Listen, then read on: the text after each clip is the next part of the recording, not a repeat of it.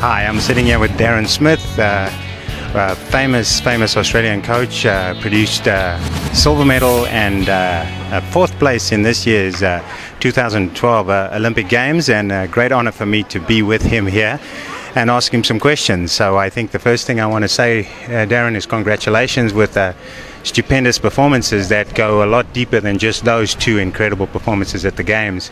There's so much more there. Just tell us a little bit about the build-up to this Games and your experiences and how you set about your business. Yeah, thanks very much, Bobby. It's nice to be here with you.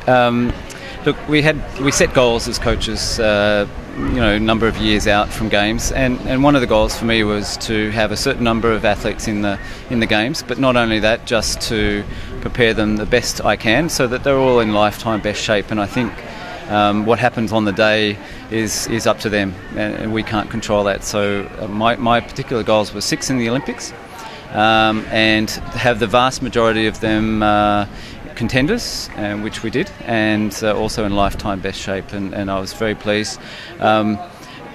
In the 2 months leading up to the Olympics, we had 5 of our girls all come within the top 5 of a World Triathlon Series race, which means they're contenders.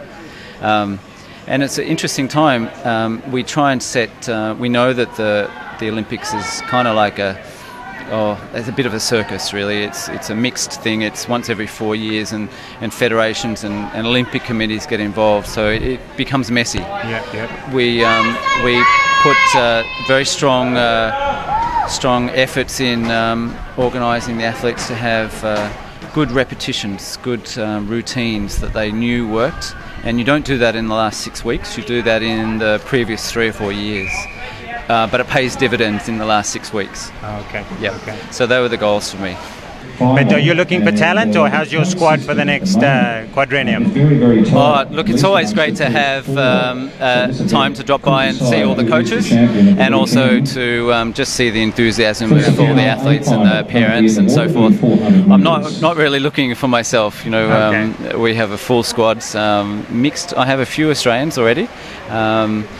And I'm full, effectively. Okay. But, it's just nice. I was driving not far away, and I knew it was on, so I said, right, well, I'm going to drop through and say hello to everyone. And it'd been pretty much a year since I'd seen a lot of the development coaches in Australia.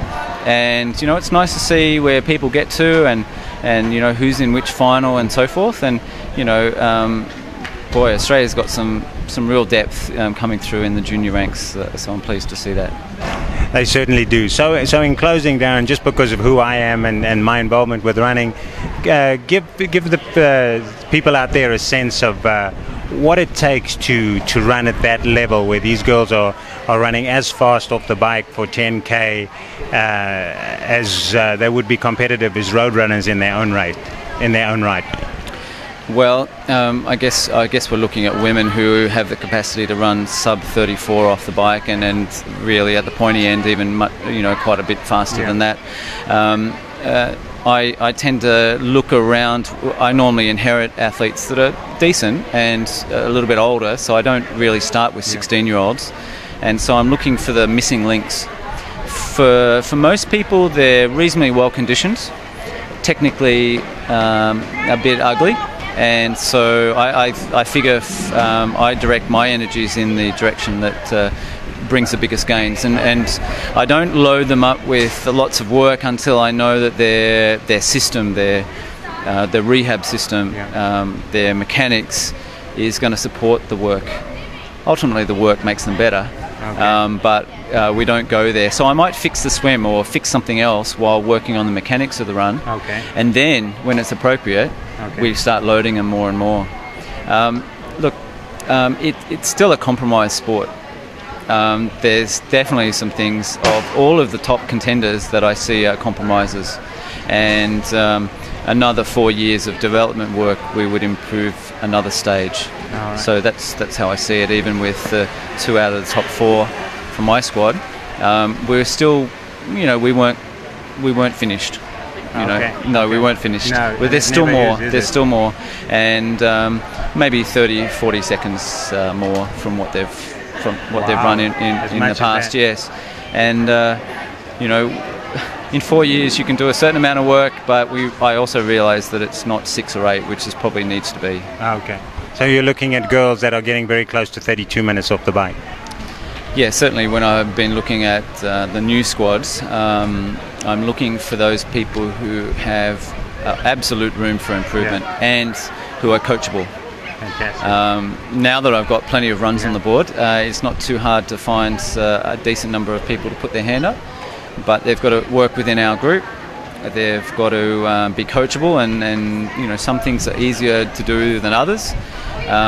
There's certain motor skills. You might want to agree to change something, but you might not have the underlying motor skills to make those changes. So, you know, it's not just I will do what you say, boss. It's you know, you have to develop the gross motor skills as well. Some of them are not athletes, traditional athletes. You know, like some of us oldies probably still have some of the control aspects because we played soccer, we played in the forests and so forth, that the kids these days just don't have. So I might have to improve those aspects before I actually improve them as runners. Oh, fantastic. Well, thank you so much, Darren. It's an honor and a privilege. Good to see you again. And let's enjoy this girls' final in the races and see the next generation coming through. Good. Thanks, man. Thank you. Bye.